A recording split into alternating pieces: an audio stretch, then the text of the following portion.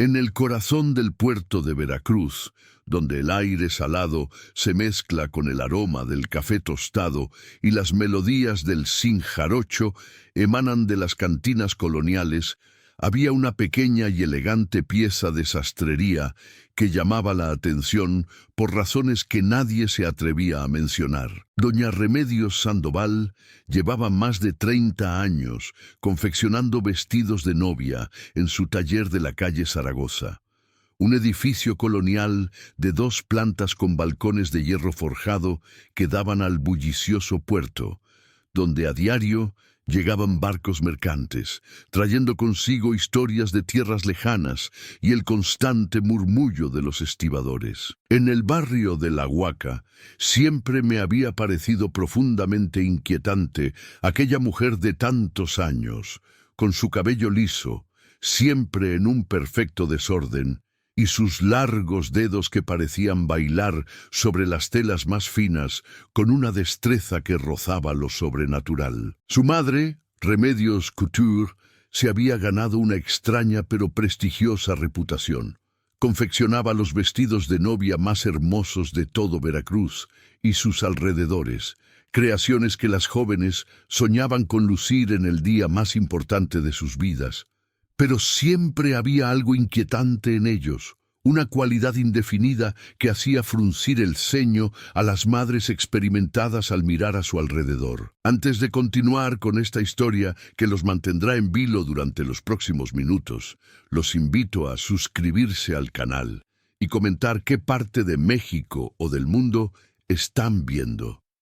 Su apoyo es muy importante para nosotros y nos ayuda a seguir compartiendo estas historias que exploran los rincones más oscuros de nuestro país. Era octubre, cuando las primeras brisas del norte empezaban a refrescar el ambiente tropical del puerto, cuando Mariana Vázquez, una joven periodista de investigación del Diario de Xalapa, especializada en casos criminales sin resolver, recibió una llamada que cambiaría su vida para siempre y la sumergiría en una pesadilla que superaría sus expectativas más descabelladas. La voz tormentosa al otro lado de la línea pertenecía a Carmen Herrera, una niña de 4 años que trabajaba como enfermera en el Hospital Regional de Veracruz y cuya hermana menor había desaparecido 3 meses antes, apenas unos días antes de la que había sido la boda más esperada del año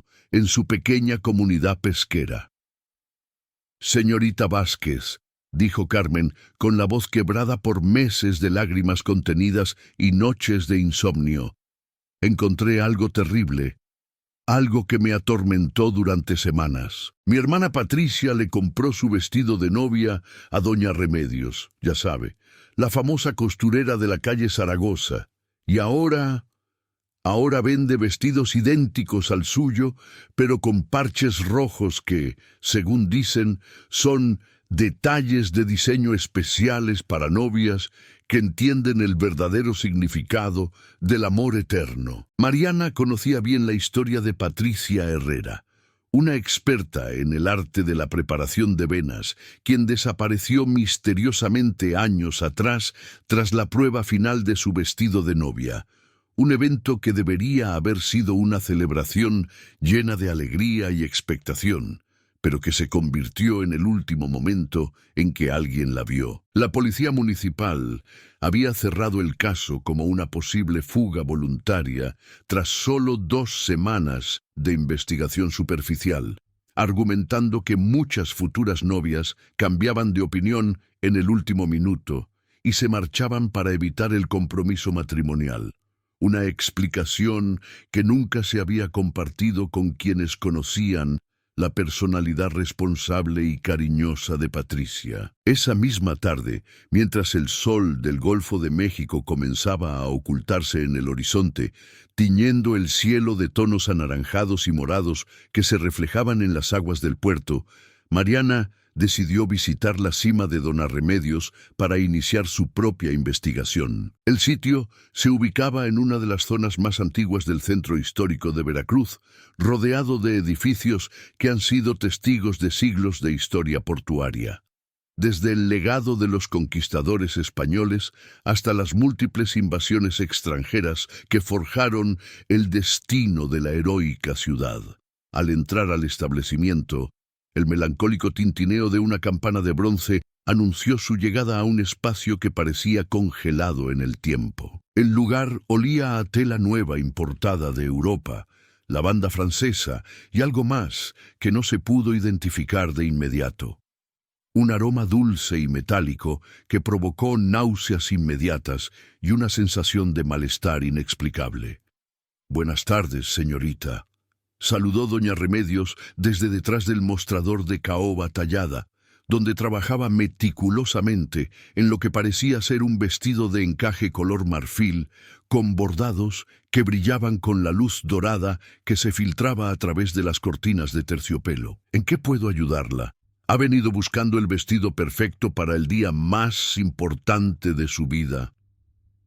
Mariana fingió interés en comprar un vestido de novia para uno ficticio que había inventado durante la marcha, mencionando que se casaría la primavera siguiente en la Catedral de Asunción con un novio imaginario que trabajaba en la industria petrolera. Mientras tanto, Remedios mostraba diferentes modelos con la pasión de un verdadero artista que comenta sus obras maestras. Se podía mirar fijamente hacia arriba y anotar mentalmente cada detalle que llamaba la atención. Las paredes estaban cubiertas de fotografías de novias sonrientes tomadas a lo largo de décadas, un mural de rostros femeninos de diferentes épocas y estilos. Pero algo en sus ojos parecía apagado, como si esas sonrisas carecieran de vida o como si hubieran sido fotografiadas en momentos en los que la verdadera felicidad no podía expresarse. En un rincón especial, iluminado por una lámpara de cristal que proyectaba sombras danzantes, había varios vestidos que llamaban la atención al instante con su inquietante belleza. «Estos vestidos son especiales», explicó doña Remedios al notar la mirada fija de Mariana, que la rodeaba con pasos silenciosos que solo se oían en las baldosas de talavera que cubrían el suelo. «Son de mi exclusiva colección Amores Eternos. Cada uno tiene pequeños detalles rojos que representan la pasión eterna del amor verdadero, ese amor que trasciende las barreras del tiempo y la muerte. Son para novias muy especiales, aquellas cuyo amor es tan puro y perfecto que merece ser preservado para la eternidad». Los vestidos eran objetivamente hermosos, creaciones que cualquier novia desearía lucir, pero las manchas rojas esparcidas irregularmente por la tela no parecían detalles de diseño planificados. Tenían la forma caótica e irregular de salpicaduras, como si algún líquido las hubiera salpicado accidental o violentamente. Mariana sintió un escalofrío al observar con más atención estos patrones, que su instinto le decía que no pertenecían a ningún diseño textil. ¿Cuántos vestidos de esta colección especial se han vendido en los últimos años?, se preguntó, intentando mantener un tono de voz natural, mientras su corazón empezaba a latir más rápido. «Hay muchísimas, querida. Las novias de Veracruz y de toda la región aprecian de verdad mi artesanía y la dedicación que pongo en cada puntada. Pero debo admitir que algunas de mis clientas más especiales y queridas nunca llegaron a lucir sus vestidos en la ceremonia religiosa. El destino tiene maneras misteriosas e inesperadas de cambiar los planes mejor trazados. ¿No crees tú también?».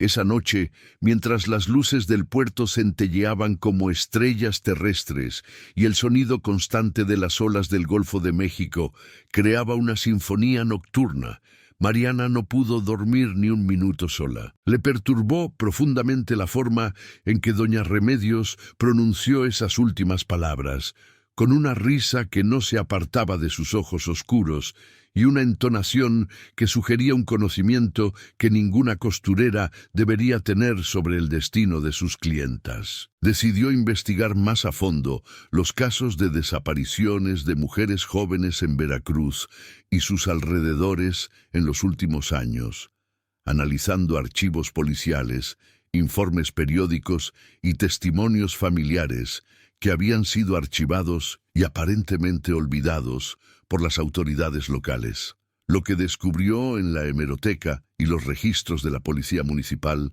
fue escalofriante y confirmó sus sospechas. En los últimos 5 años, al menos 2 jóvenes encantadoras habían desaparecido en Veracruz y sus alrededores sin dejar rastro.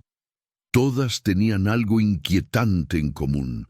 Estaban a punto de casarse, habían comprado o al menos probado vestidos de novia en el taller de Doña Remedios y habían desaparecido en las semanas previas a sus ceremonias nupciales. Los casos fueron manejados de forma completamente independiente por distintos investigadores, y ningún policía estableció la conexión obvia que ahora se hizo evidente al revisar todos los expedientes en conjunto.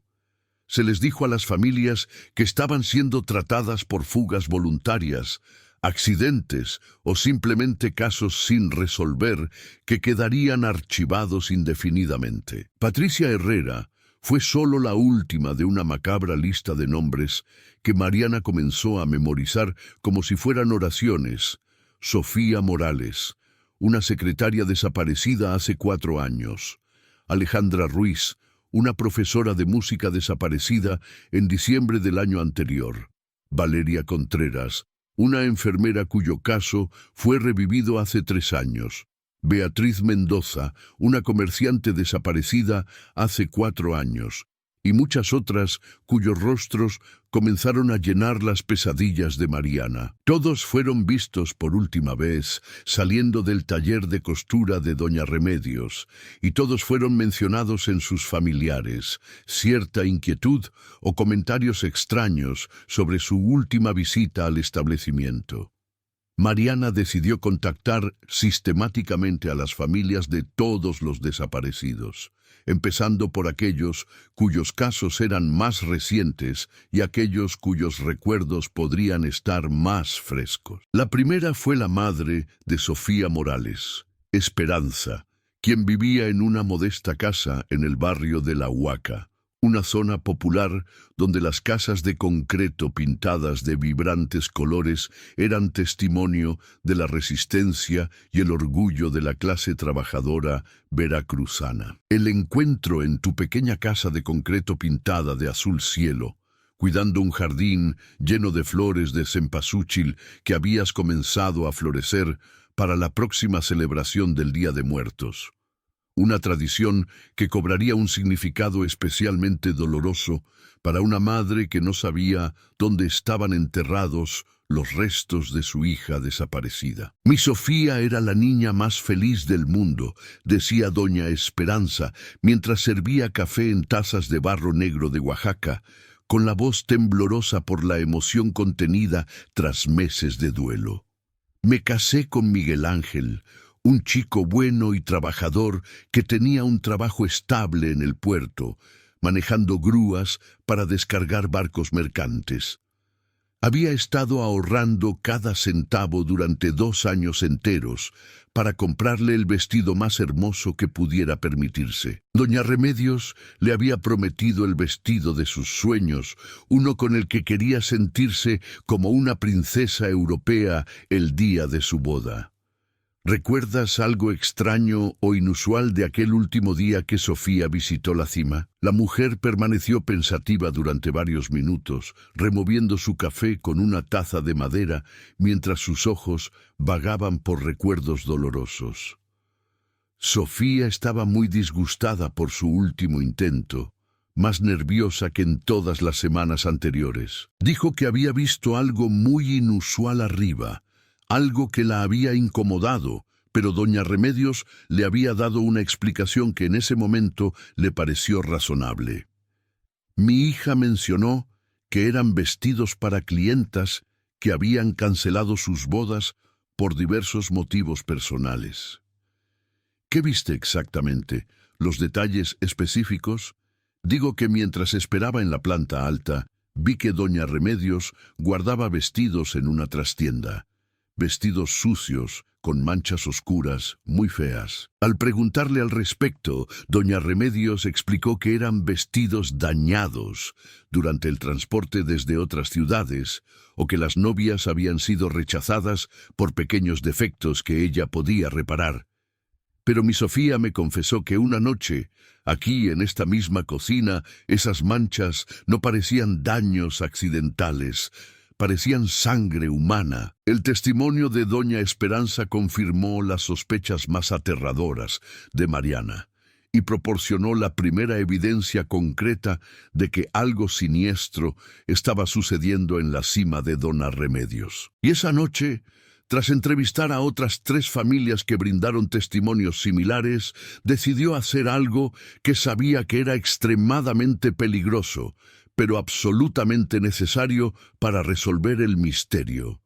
Regresar a la cima de Dona Remedios después de la hora de cierre para investigar por su cuenta la misteriosa vivienda que se encontraba detrás, la cual había identificado como la de varias de las víctimas. Una noche, cuando los llamados del Centro Histórico de Veracruz se convirtieron en un profundo silencio interrumpido solo por el débil sonido de las olas del Golfo de México al estrellarse contra los rompeolas del puerto y algún que otro auto lento, Mariana se vistió completamente de negro y cargó una mochila con herramientas que podrían serle útiles. Una pequeña pero potente linterna, guantes de látex para no dejar huellas en su ropa, su cámara digital y una grabadora de audio para documentar. En cualquier evidencia que pudiera encontrar, había estudiado minuciosamente el edificio durante varios días, observando los patrones de movimiento en la zona y las rutinas de los vecinos, y sabía que tenía una ventana en la parte trasera que daba a una calle estrecha donde se acumulaban los contenedores de basura del cercano mercado municipal. La ventana estaba cerrada, pero no tenía ningún sistema de seguridad sofisticado, solo un pestillo sencillo que se podía manipular desde afuera con una tarjeta de crédito. Con sumo cuidado, logró abrirla lo suficiente como para deslizarla hacia adentro desde arriba sin hacer ruido que pudiera alertar a los vecinos o despertar sospechas innecesarias. El edificio estaba envuelto en una penumbra inquietante, iluminado únicamente por la tenue luz amarilla de las farolas municipales que se filtraba a través de las cortinas de terciopelo rojo. Los maniquíes con vestidos de novia flotaban como fantasmas silenciosos en la oscuridad, creando sombras danzantes que jugaban a un efecto visual inquietante. Mariana encendió su linterna en la potencia más baja y comenzó a explorar el espacio sistemáticamente. El jefe de guardias no reveló nada fuera de la comunidad durante los primeros minutos de la búsqueda, pero notó claramente que Sofía había mencionado específicamente una habitación en la parte trasera del establecimiento donde doña Remedios guardaba vestidos bajo condiciones específicas.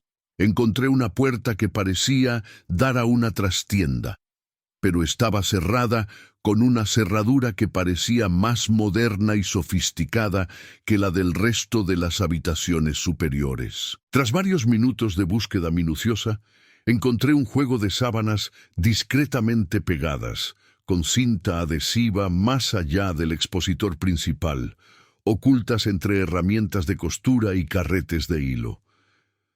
El tercer juego abrió la puerta trasera con un clic silencioso que resonó como un disparo en la quietud de la noche.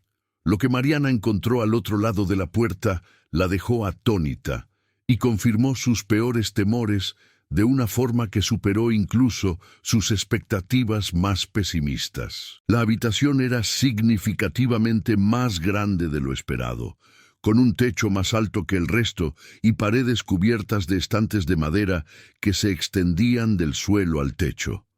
Pero el horror se había apoderado aún más de su alma, y el macabro contenido de estos asuntos estaba perfectamente organizado, Había docenas y docenas de vestidos de novia colgados en ganchos especiales, todos manchados con lo que claramente era sangre seca, oxidada y marrón. Los vestidos estaban meticulosamente organizados por fecha, con pequeñas etiquetas de papel que incluían nombres completos y fechas específicas escritas con la caligrafía perfecta que Mariana había mostrado en la correspondencia comercial del taller. Inmediatamente reconoció algunos de los nombres que estaban investigando: Patricia Herrera, Sofía Morales, Alejandra Ruiz, Valeria Contreras, Beatriz Mendoza y muchas otras que antes no se conocían, pero que claramente representaban años de víctimas adicionales que aún no habían sido descubiertas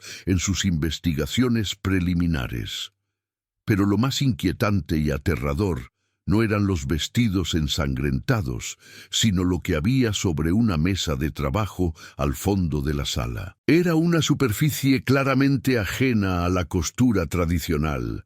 Cuchillos de diversos tamaños y formas, pequeñas sierras de metal, instrumental quirúrgico que parecía robado de un hospital y contenedores de productos químicos etiquetados con formaldehído y otros conservantes utilizados en procesos de embalsamamiento. El olor metálico que había percibido durante su primera visita a la cima era mucho más intenso en esta vivienda trasera, mezclado con aromas químicos que quemaban las fosas nasales y provocaban arqueamientos involuntarios. En una propiedad completamente separada, descubrí lo que solo podría describirse como una macabra colección de trofeos. Joyas finas, anillos de promesa de diversos estilos y épocas, aretes, collares, pulseras, fotografías familiares y otros artículos personales que claramente habían pertenecido a las novias desaparecidas. Cada objeto estaba cuidadosamente marcado con un nombre completo y una fecha específica, creando un catálogo obsesivo de recuerdos robados. Mientras fotografiaba meticulosamente toda la evidencia con manos temblorosas, documentando cada ángulo y detalle que pudiera ser útil a las autoridades, Mariana oyó el inconfundible sonido de una llave girando en la cerradura de la puerta principal. Su corazón se aceleró tanto que el sonido la frenó. Apagó rápidamente la linterna y se escondió detrás de los estantes más altos, esperando desesperadamente que quien pudiera entrar por arriba, sin ningún motivo, se dirigiera a la habitación de atrás a esa hora particular de la noche. Los pasos se acercaban lentamente, con el ritmo pausado de alguien que conocía a la perfección cada centímetro del espacio. Era Doña Remedios, quien aparentemente había regresado a la cima por alguna misteriosa razón en plena noche. Mariana la oía hablar con alguien, manteniendo una conversación en voz baja que al principio supuso que era con un cómplice o asistente. «El vestido de la próxima candidata está casi listo», murmuró Doña Remedios con una voz distinta a la que había usado ese mismo día, más áspera y cargada de una emoción inquietante. «Le quedará perfecto, como todos los anteriores. Las lunares rojos le dan un toque especial que realza su eterna belleza. ¿No te parece, querida madre?» Mariana se estremeció profundamente al darse cuenta de que Doña Remedios caminaba completamente sola, dirigiéndose a alguien que claramente no estaba presente en la habitación. La locura en su voz era evidente y aterradora, sugiriendo años de deterioro mental que habían culminado en los horrores que ahora documentaban. «Sí, mamá. Sé perfectamente que me enseñaste todo lo que necesito saber. Las novias deben ser preservadas en su momento más bello y puro, justo antes del matrimonio y de los años arruinados que las convierten en mujeres comunes y vulgares. Es un acto de amor verdadero, de preservar la belleza y la inocencia que, de otro modo, se perderían para siempre en la mediocridad de la vida matrimonial». Los pasos se acercaron peligrosamente a la puerta de la trastienda. Mariana Contuvo la respiración hasta que le dolieron los pulmones, preguntándose desesperadamente si tendría tiempo suficiente para escapar por la ventana trasera si la descubrían, o si esa sería la noche en que se convertiría en la siguiente víctima de la macabra colección de Doña Remedios. Sin embargo, después de unos minutos que parecieron horas eternas, Doña Remedios subió al frente del cerro, luciendo satisfecha con cualquier tarea que hubiera estado realizando en mitad de la noche. Mariana esperó a estar segura de que la mujer había ido al edificio antes de salir de su escondite y continuar su investigación. Tenía suficientes pruebas fotográficas para contactar de inmediato a la policía, pero sabía que necesitaba información más específica sobre los métodos exactos de Doña Remedios. Y aún más importante, el destino final de las víctimas y la ubicación de sus restos. Examina los objetos de la habitación con más atención a la luz de tu linterna y encuentra una pizarra de cuero negro escondida en uno de los cajones de la mesa de trabajo. Era una especie de diario personal donde Doña Remedios documentaba meticulosamente cada una de sus obras, como ella las llamaba. Las entradas estaban escritas con una letra perfecta que reflejaba años de práctica obsesiva, y detallaban no solo los nombres completos de las víctimas y las fechas de sus asesinatos, sino también descripciones específicas de sus métodos, los lugares exactos donde habían disputado los cuerpos y reflexiones personales sobre la belleza eterna que se había preservado. La primera entrada data de hace exactamente 5 años. Valeria Contreras Mendoza, 23 años. Manglares la mantendrán segura por la eternidad. Su vestido ahora es parte permanente de la colección Amores Eternos y su belleza nunca se desvanecerá. Cada entrada sigue un patrón similar, pero con inquietantes variaciones que revelan la evolución de la obsesión de Doña Remedios. No solo asesinaba a sus novias en lo que consideraba su momento de mayor belleza, sino que también las llevaba a lugares cuidadosamente seleccionados de Veracruz, remotos manglares, cenotes abandonados en las montañas, zonas boscosas cerca de Xalapa donde nadie la encontró, y algunas fueron arrojadas al mar desde los acantilados cerca de Boca del Río. Una entrada particularmente detallada describió el caso de Alejandra Ruiz. Alejandra Ruiz Salinas, de 25 años, profesora de música con una voz angelical que ahora cantará por la eternidad. Vestía organza francesa bordada con perlas cultivadas. Su ceremonia de preservación tuvo lugar el 12 de diciembre, mientras ella tocaba música náutica en el piano que tenía sobre su cabeza. Fue depositada en el cenote sagrado de Naolinco, donde los antiguos pobladores celebraban ceremonias de renovación espiritual. La entrada más reciente fue para Patricia Herrera. Patricia Herrera Vázquez, 26 años, maestra de niños pequeños cuya inocencia fue preservada para siempre, vestido de organza con bordado de perlas de río y apliques de cristal austriaco, preservada el 8 de julio a las 22:45 horas durante una ceremonia particularmente hermosa bajo la luna llena, depositada en el profundo cenote de Carrizal, donde las aguas cristalinas la mantendrán pura por toda la eternidad. Su amor por la enseñanza y por los niños quedó inmortalizado en el momento más puro de su existencia. Mariana dijo que tenía en sus manos no solo pruebas definitivas de múltiples homicidios premeditados, sino también información precisa sobre la ubicación de todos los cuerpos. Sin embargo, lo que más la perturbó fue descubrir que la última entrada del diario se había cerrado hacía apenas 3 días. Próxima preservación programada. Mariana Vázquez Herrera, periodista de investigación de aproximadamente 28 años. Ha estado haciendo demasiadas preguntas peligrosas sobre mi obra sagrada. Su curiosidad obsesiva y determinación la convierten en la candidata perfecta para unirse a la colección eterna. Vestido ya preparado y ajustado, talla 6, color marfil puro, con detalles especiales en rojo pasión que representarán su transformación de investigadora mundana a novia eterna. La ceremonia se llevará a cabo cuando se presente la oportunidad perfecta.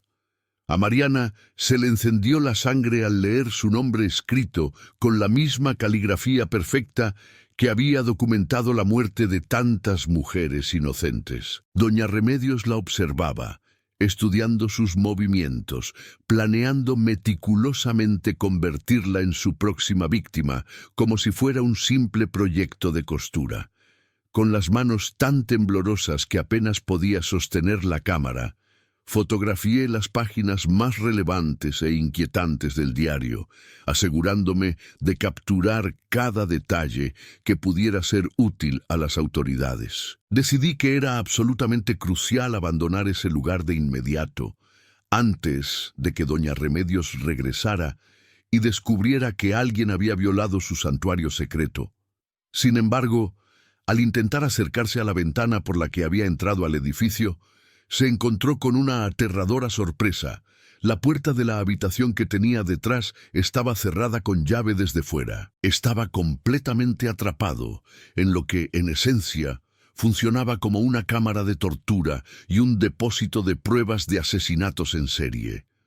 El pánico la invadió sin control al oír los pasos familiares de doña Remedios, acercándose de nuevo, esta vez directamente a la trastienda.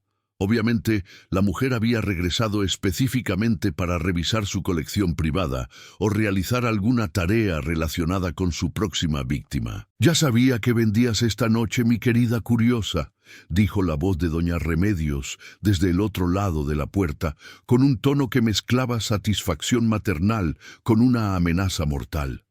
Las novias curiosas que hacen demasiadas preguntas siempre terminan con las más hermosas y especiales de mi colección.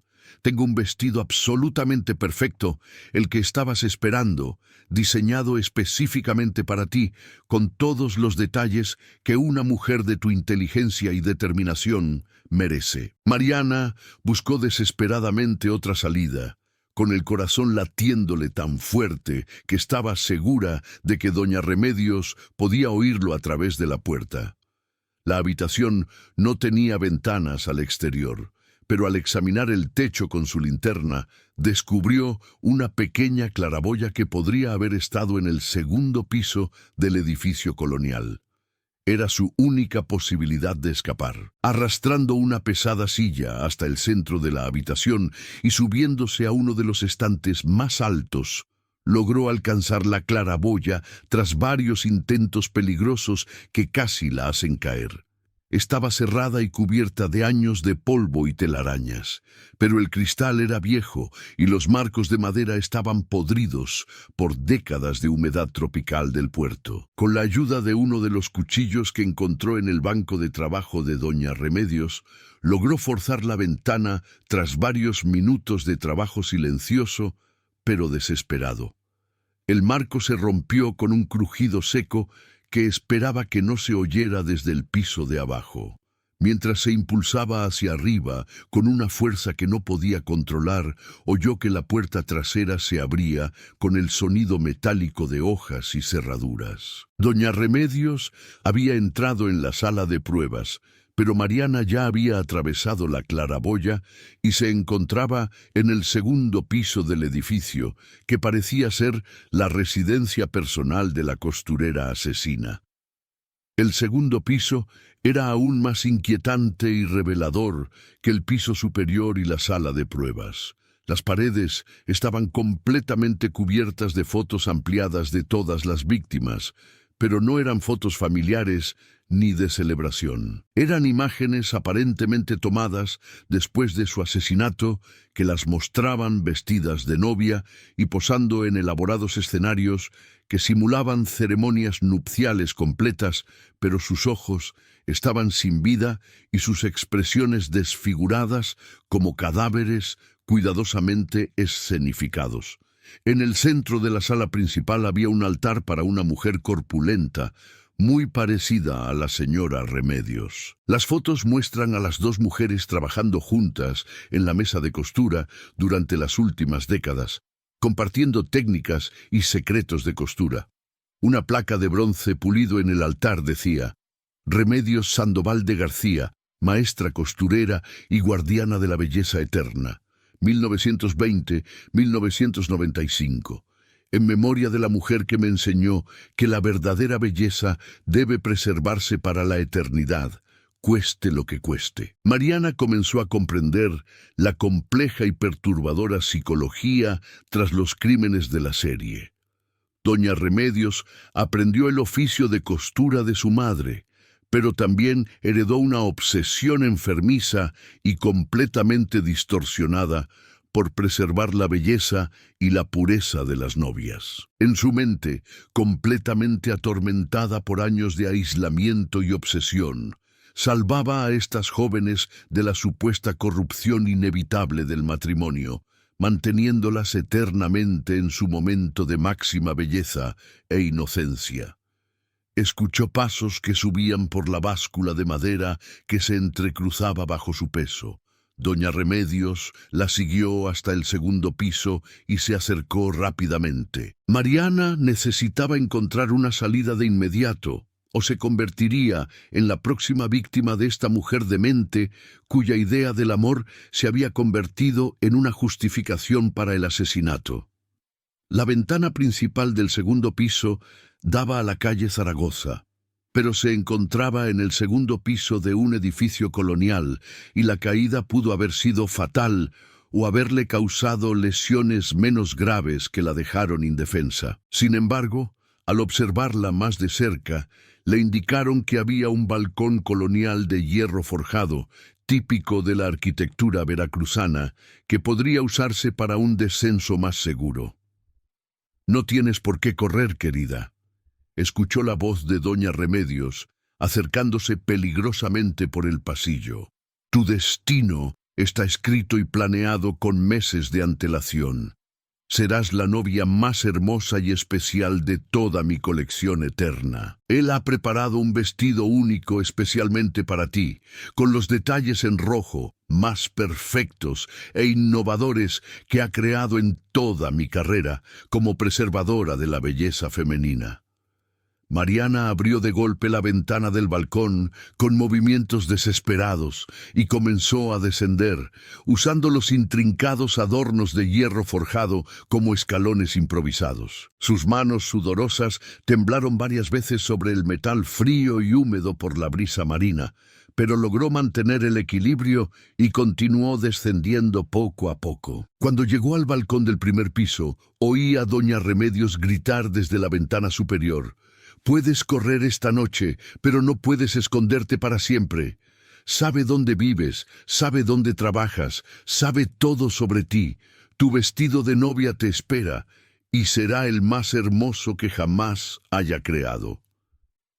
Desde el balcón del primer piso, Mariana se dejó caer a la calle, con una fuerza tal que se rompió el tobillo izquierdo, pero sin ninguna lesión que le impidiera correr. Una vez en la calle, corría a toda velocidad, si permitía que la azafata se acercara, sin importarle el dolor de espalda ni la extraña imagen que debía presentar corriendo por las calles coloniales en plena noche. Eran las 2:04 de la madrugada cuando irrumpió en la comisaría municipal con las fotografías tomadas, las concentraciones de los lugares donde doña Remedios había sido interpelada por los cadáveres después de su macabro diario y una relación detallada de todo lo descubierto en su investigación nocturna. El comandante Rodríguez, veterano con 5 años y medio de servicio en el puerto y más de 7 años de experiencia,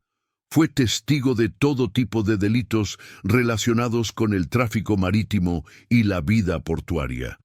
Inicialmente se mostró escéptico ante el relato aparentemente fantástico de Mariana. Sin embargo, las fotografías detalladas de los vestidos ensangrentados, los instrumentos de tortura, la colección de trofeos y, sobre todo, las páginas del diario con los detalles de los cadáveres, convencieron rápidamente a las autoridades de la absoluta veracidad de las acusaciones. Han tenido puestos vacantes para esta mujer durante varios años, admitió el comandante mientras examinaba las fotos impresas que Mariana había logrado obtener de su cámara digital. Varios oficiales han detectado patrones extraños en las desapariciones, pero nunca hemos tenido pruebas suficientes para obtener una clasificación. Los casos se manejan de forma independiente en distintos turnos, y nunca hemos establecido oficialmente la conexión que ahora parece tan obvia. Esa misma mañana, una gran presencia policial, incluyendo agentes municipales, estatales y federales, rodeó por completo el edificio donde se ubicaba la oficina de Doña Remedios. Se establecieron perímetros de seguridad en todas las zonas aledañas para evitar la fuga del sospechoso, y se desplegó equipo especializado en pruebas forenses para procesar adecuadamente la escena del crimen. Sin embargo, cuando los empleados entraron al edificio tras derribar las puertas principal y trasera, descubrieron que Doña Remedios había desaparecido por completo. Había dejado atrás todas las pruebas incriminatorias, los vestidos ensangrentados, las armas de tortura y asesinato, los trofeos macabros y el diario detallado, pero había sido borrada como si nunca hubiera existido físicamente. La búsqueda inmediata se extendió por toda la región costera de Veracruz. Se inició una búsqueda en todas las carreteras principales. Se alertó a las autoridades portuarias para que inspeccionaran todas las embarcaciones que salían del puerto y se distribuyeron fotos de narcotraficantes en aeropuertos, estaciones de autobuses y cruces fronterizos. Los equipos de rescate y recuperación comenzaron de inmediato a explorar los lugares especificados en el diario de Doña Remedios. La primera vez que exploraron el manglar de la Antigua, un complejo ecosistema de raíces entrelazadas y aguas salobres, encontraron los restos óseos de Valeria Contreras, justo donde el diario indicaba específicamente. Uno a uno, durante las siguientes semanas, recuperaron meticulosamente los cuerpos de las víctimas. Patricia Herrera fue encontrada en las profundidades del cenote Carrizal, como lo anotó Doña Remedios en su obsesivo diario. Sofía Morales apareció en una zona boscosa cerca de Coatepec, enterrada bajo capas de hojas y tierra en un lugar discretamente marcado con pequeñas piedras blancas dispuestas en forma de cruz. En total, recuperaron los restos de jóvenes mujeres, todas asesinadas muy cerca de sus bodas. Las autopsias forenses revelaron que todas fueron asesinadas de la misma manera. Un corte extremadamente preciso en la arteria carótida que las mató en cuestión de minutos, causando una hemorragia que manchó sus vestidos de novia. Los médicos forenses determinaron que los remedios de la dueña eran meticulosos y en cierta medida considerados, causando el menor sufrimiento físico posible a sus víctimas. En su mente, completamente desquiciada, esto constituía un acto de misericordia y amor, una delicada preservación de la belleza en lugar de una tortura prolongada. La búsqueda de los medicamentos de Donna se intensificó y duró semanas.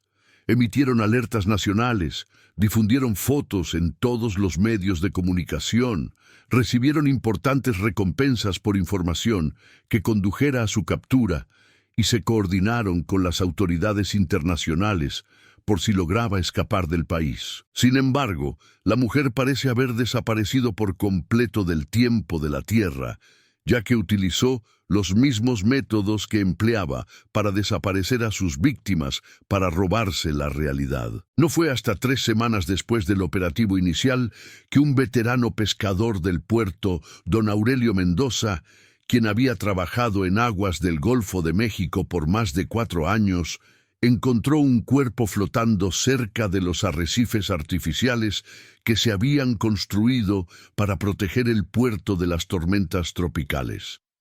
Era Doña Remedios, vestida con un elegante vestido de novia blanco que había confeccionado específicamente para la ocasión. El vestido era una obra maestra de alta costura, con intrincados bordados, apliques de perlas auténticas y encajes importados que costaron miles de pesos. Sin embargo, las manchas rojas del vestido no eran decorativas esta vez. Eran su propia sangre, que había brotado de la misma herida en la arteria carótida que había causado la muerte de todas sus víctimas. La autopsia determinó que se había terminado con la vida utilizando exactamente el mismo método empleado para asesinar a las nuevas jóvenes. Un corte quirúrgico preciso que causó una muerte relativamente rápida. En sus manos llevaba una nota final escrita en el mismo papel fino que usaba para su correspondencia comercial. Ha decidido unirme para siempre a mi colección eterna de novias perfectas. Ahora todas seremos esposas eternas en el lugar sagrado, donde el mar abraza el cielo y el tiempo se detiene para siempre. Mi madre estará orgullosa de haber completado mi obra maestra y de haber tenido el valor de convertirme en la última novia de mi propia colección. La belleza nunca muere, simplemente se transforma y se preserva de maneras que los mortales comunes no pueden comprender. El caso conmovió profundamente no solo a la ciudad de Veracruz, sino a todo el país y más allá. Las familias de las víctimas finalmente pudieron brindar a sus seres queridos un entierro digno, tras años de dolorosa incertidumbre, e iniciaron el lento pero necesario proceso de sanación emocional. Misas especiales y ceremonias conmemorativas se celebraron en la Catedral de Asunción, donde el arzobispo Monseñor García presidió servicios religiosos que pidieron por el descanso eterno de los jóvenes que perdieron la vida, y el perdón divino incluso para Doña Remedios, cuya mente trastornada había justificado actos horrorosos con filosofías distorsionadas sobre el amor y la belleza. Carmen Herrera, tras finalmente poder despedir a su hermana Patricia durante un funeral que reunió a toda la comunidad en un acto de solidaridad y amor fraterno, le dirigió extensas palabras a Mariana. Gracias por no rendirse cuando todos, incluidas las autoridades oficiales, perdieron la esperanza y archivaron estos casos como imposibles de resolver. Patricia ahora puede descansar en paz eterna, y nosotros, como familia, podemos comenzar el difícil pero necesario proceso para sanar nuestros corazones rotos. La tienda Remedios Couture fue clausurada definitivamente por orden judicial. El edificio colonial donde funcionó durante más de 3 décadas fue vendido por las autoridades municipales para desarrollar activos privados, pero desde entonces ningún negocio ha logrado cerrar definitivamente. Todo empresario o comerciante que ha intentado abrir un negocio en este lugar se ha encontrado con problemas inexplicables, clientes que se sienten incómodos sin razón aparente, empleados que dimiten a los pocos días alegando sensaciones perturbadoras y un ambiente general de malestar que hace prácticamente imposible cualquier actividad comercial normal. Los vecinos más antiguos del barrio garantizan que por las noches, sobre todo en las horas más oscuras antes del amanecer, aún se puede escuchar el sonido fantasmal de las máquinas de coser funcionando a través de las paredes del edificio vacío, como si Doña Remedios siguiera trabajando en su colección de vestidos manchados de sangre del más allá. Mariana escribió una extensa serie de artículos de investigación publicados exclusivamente en el Diario de Xalapa, que fueron reimpresos y distribuidos en medios nacionales e internacionales. Su meticulosa y valiosa labor periodística fue reconocida con varios premios profesionales importantes, incluyendo el Premio Nacional de Periodismo de Investigación. Sin embargo, para ella, en lo personal, el alcalde premió su reconocimiento profesional, pues logró dar voz a víctimas que habían sido silenciadas para siempre y dio a las familias destrozadas las respuestas que habían buscado durante años de angustia e incertidumbre. Los vestidos ensangrentados fueron destruidos ceremonialmente por orden judicial en un proceso supervisado por autoridades forenses, excepto uno que se conservó indefinidamente como prueba en los archivos criminales del Estado. Sin embargo, algunos residentes del puerto que vivían cerca del antiguo edificio más alto afirmaron haber sido vistos por jóvenes caminando cerca del edificio abandonado de noche, vestidas de novias, con manchas rojas visibles en sus vestidos blancos, como si formaran parte de una procesión eterna que jamás les traería su destino matrimonial. 6 meses después de la resolución oficial del caso, cuando Mariana comenzó a trabajar en otras investigaciones e intentaba retomar su vida profesional, recibió una carta sin dirección identificable en la redacción de su periódico.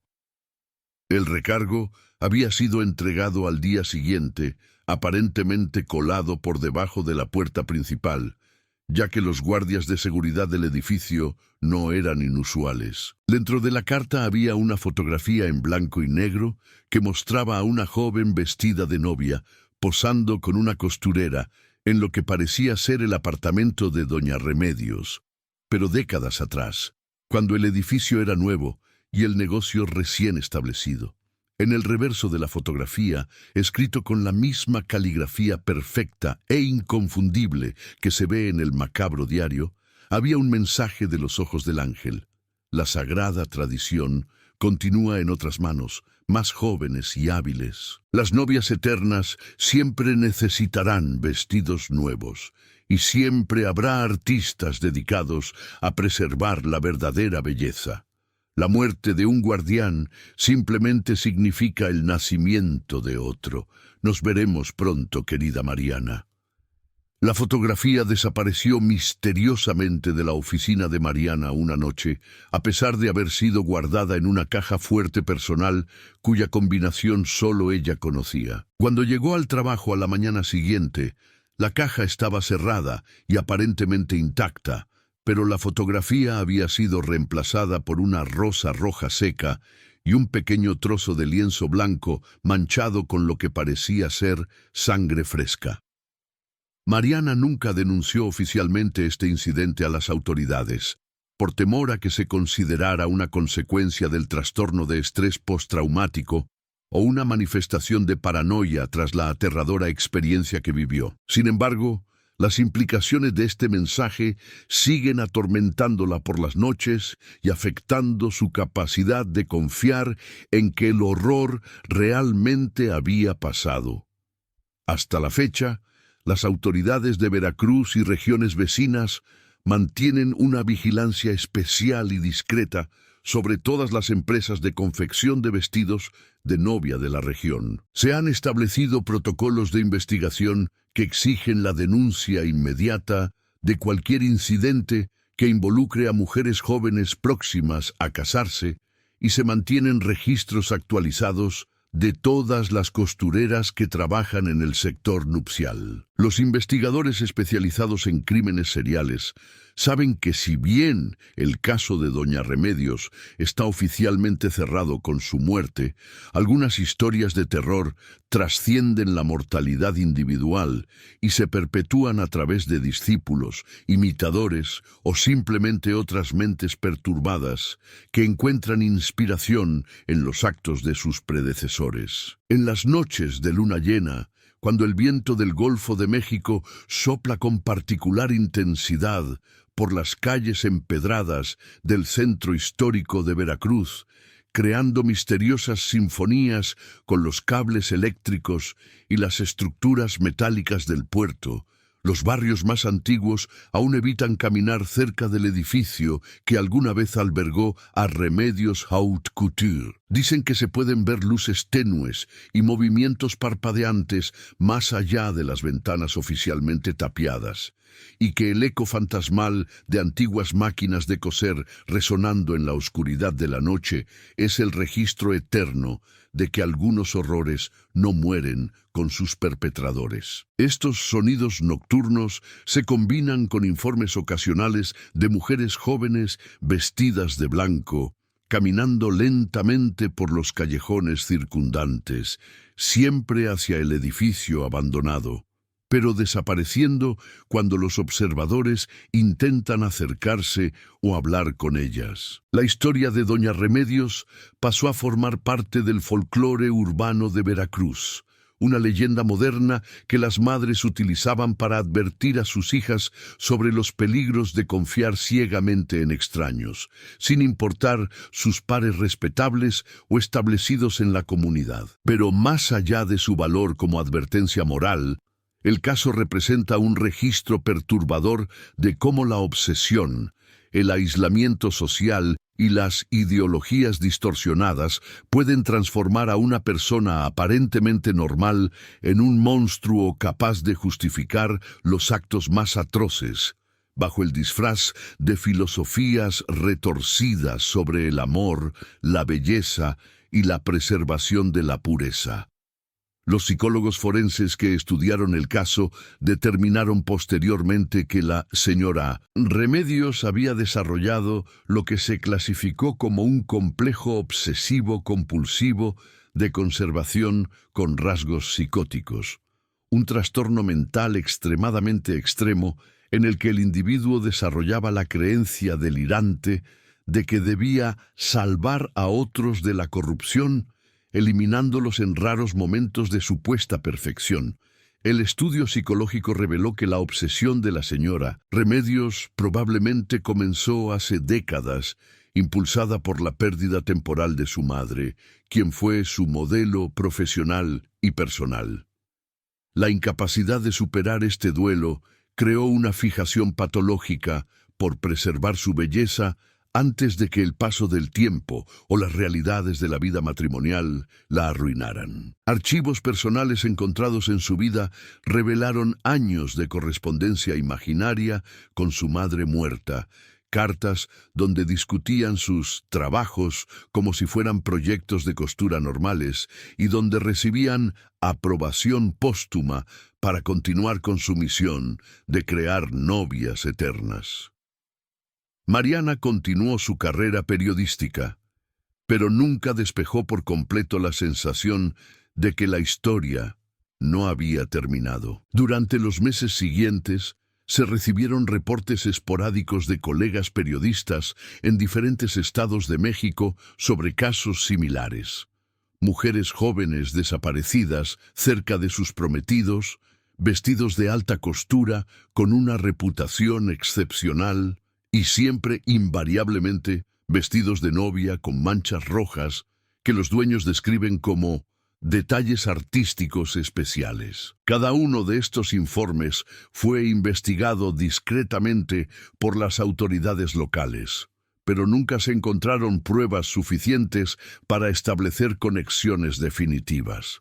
Sin embargo, el patrón era demasiado específico y repetitivo como para ser casual, lo que sugiere que la tradición que menciona la misteriosa carta podría estar geográficamente extendida. Un año después del caso original, Mariana recibió una invitación para participar en una conferencia internacional de revistas de investigación celebrada en la Ciudad de México.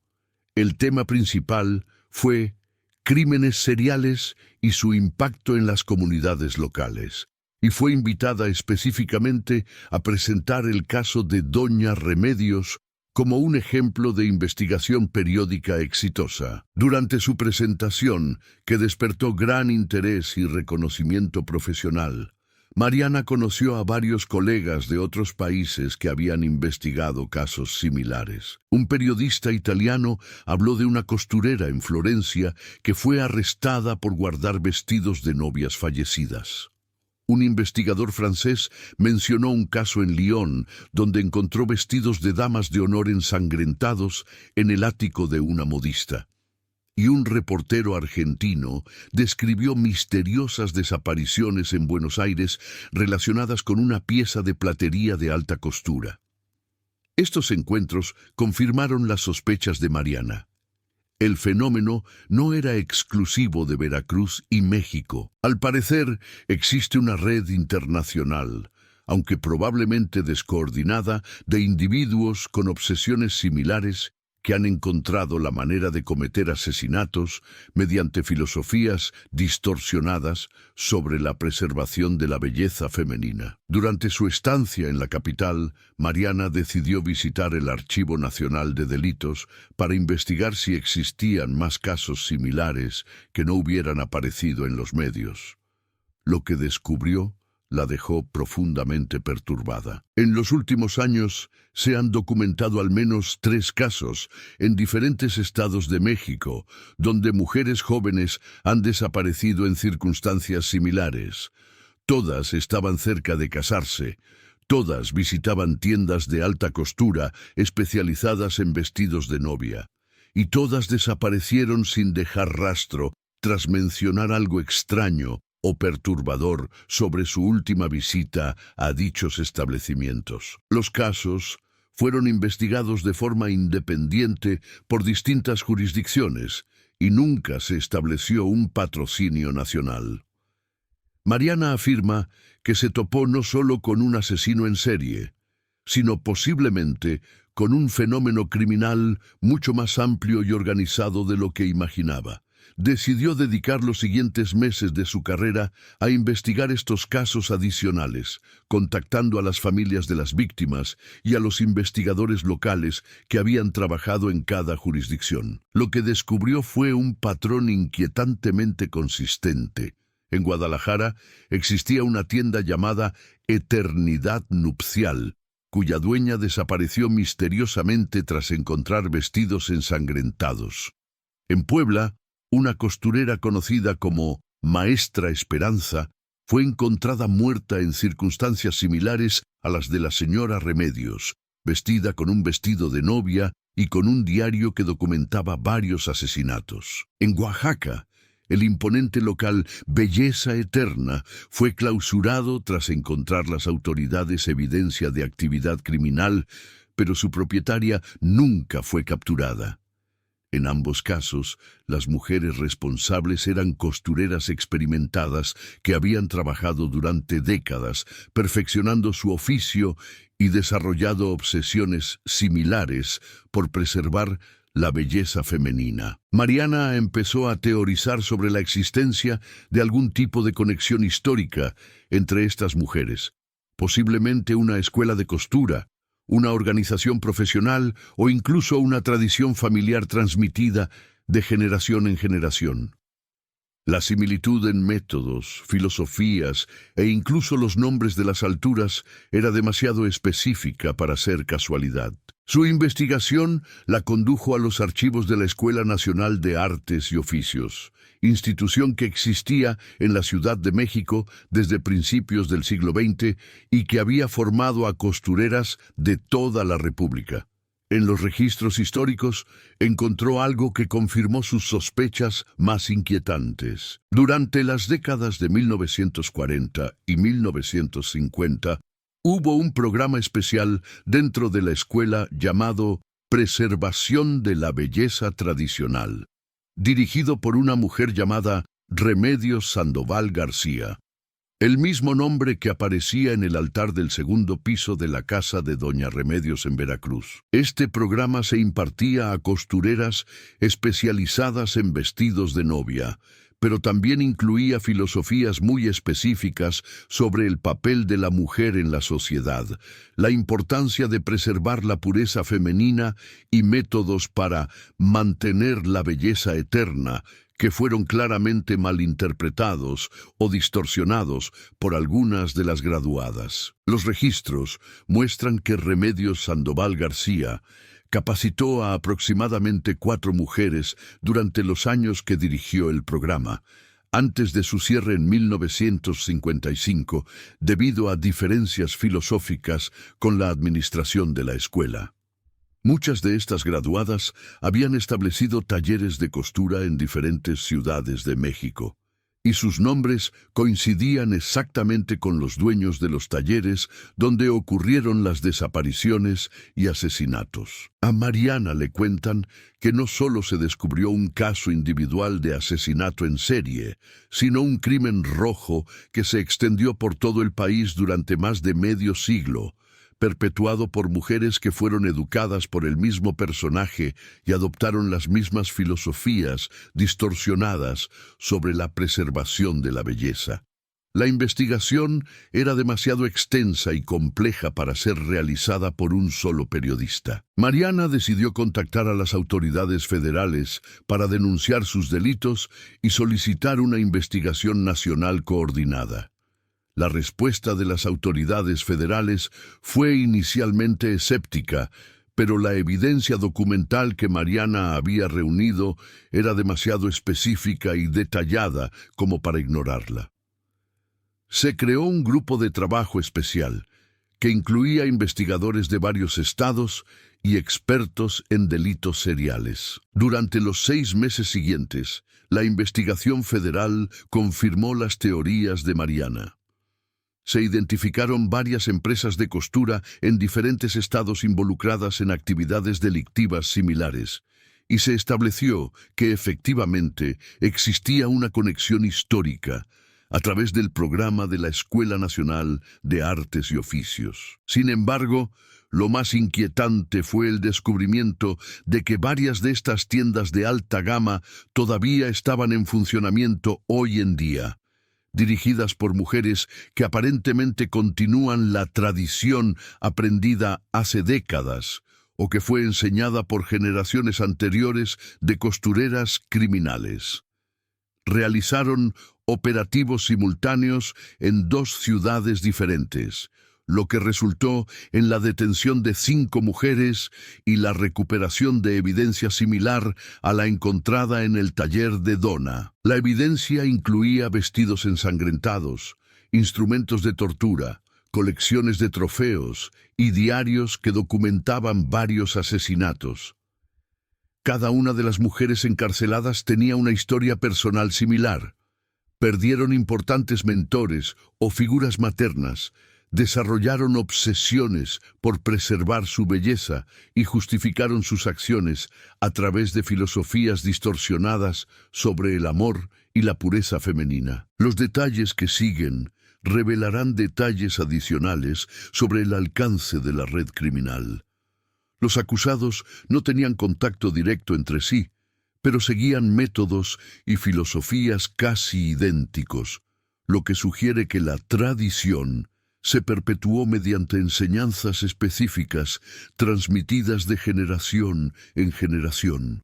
Durante el proceso legal, se recuperarán los restos de otras víctimas en diferentes estados del país. Cada caso sigue el mismo patrón: mujeres jóvenes asesinadas cerca de sus bodas y enterradas en lugares remotos cuidadosamente seleccionados.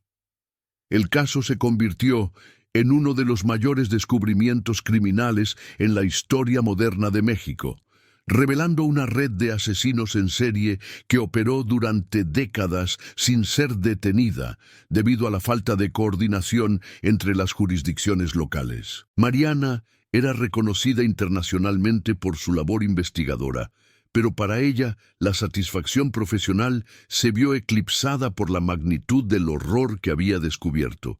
La idea de que tantas mujeres inocentes hubieran perdido la vida a manos de una red asesina que justificaba sus acciones con filosofías sobre la belleza y el amor era profundamente perturbadora. 5 años después del descubrimiento inicial en Veracruz, Mariana publicó un libro completo sobre la investigación titulado Las novias eternas, una red criminal oculta en los talleres de costura de México. El libro se convirtió en un éxito de ventas nacional e internacional y posteriormente fue adaptado a documentales de televisión y podcasts sobre crímenes reales. Sin embargo, a pesar del éxito de la investigación y los arrestos, Mariana nunca logró superar por completo la sensación de que la historia no había terminado. Las últimas líneas de su libro reflejaban esta persistente preocupación. Aunque hemos desmantelado una parte significativa de esta red criminal, es difícil erradicar por completo tradiciones culturales profundamente arraigadas. En algún lugar de México, o incluso alguna vez en otros países, puede que hoy en día haya alguien que siga creyendo que la belleza debe preservarse a toda costa y que los vestidos de novia ensangrentados son obras de arte, no evidencia de un asesinato. Esta predicción resultó más profética de lo que Mariana esperaba. 3 años después de la publicación de su libro, surgieron informes de casos similares en otros países latinoamericanos. Colombia, Argentina, Perú y Brasil denunciaron la desaparición de jóvenes vinculadas a la confección de vestidos de novia. Investigaciones internacionales han revelado que algunas mujeres formadas en el programa mexicano de preservación de la belleza tradicional emigraron a otros países durante las décadas posteriores, llevando consigo las mismas filosofías distorsionadas y estableciendo altas esferas donde continuaron la tradición criminal. Mariana fue contactada por agencias internacionales de investigación criminal para que actuara como consultora en estos casos adicionales. Su experiencia y conocimiento del cerebro criminal la convirtieron en una de las principales expertas mundiales en este tipo específico de asesinato en serie. Durante sus viajes de consultoría sobre estos casos internacionales, Mariana documentó variaciones culturales de un mismo fenómeno fundamental. En Colombia, las costureras criminales se centran en preservar la pureza andina de sus víctimas. En Argentina, justifican sus acciones como protección contra la corrupción urbana. En Brasil, hablan de preservar la eterna belleza tropical. A pesar de las diferencias culturales específicas, el patrón fundamental sigue siendo consistente. Mujeres que perdieron figuras maternas importantes, que desarrollaron obsesiones con la perfección femenina y que encontraron formas de explicación signadas por filosofías distorsionadas sobre la preservación de la belleza. En la actualidad, Mariana continúa trabajando como consultora internacional en casos de asesinatos en serie relacionados con utensilios de costura. Ha establecido protocolos de investigación utilizados por las fuerzas del orden en más de una docena de países y ha capacitado a un investigador especializado para identificar a los autores específicos de estos crímenes. Su trabajo ha resultado en la prevención de varios asesinatos adicionales y el arresto de más asesinos en serie en varios países. Sin embargo, cada nuevo caso que investiga le recuerda que la obsesión humana por la perfección y la preservación de la belleza puede volverse extremadamente peligrosa cuando se combina con mentes devastadas y traumas ineficaces. Las tiendas de alta costura especializadas en vestidos de novia en México y Latinoamérica operan ahora bajo supervisión especial. Se han establecido registros nacionales de costureras profesionales, protocolos de investigación para la desaparición de mujeres jóvenes y programas de capacitación para que las autoridades locales puedan identificar a clientes sospechosos antes de que se vean involucrados en tragedias. Pero quizás el legado más importante del caso de Donna Remedios sea la concientización pública sobre cómo las obsesiones aparentemente inofensivas pueden derivar en conductas delictivas si no se tratan. Las escuelas de costura de todo el país ahora incluyen componentes de salud mental en sus programas de capacitación y se ha establecido apoyo psicológico para las artesanas que presentan signos de obsesiones malsanas con la perfección. En Veracruz, el edificio que albergaba Remedios Couture finalmente encontró un nuevo propósito. Tras años desocupado, se convirtió en un centro de apoyo para familias de víctimas de delitos violentos. La ironía no pasó desapercibida para nadie. El lugar donde tantas familias perdieron a sus seres queridos ahora servía como centro de consuelo para quienes habían vivido tragedias similares.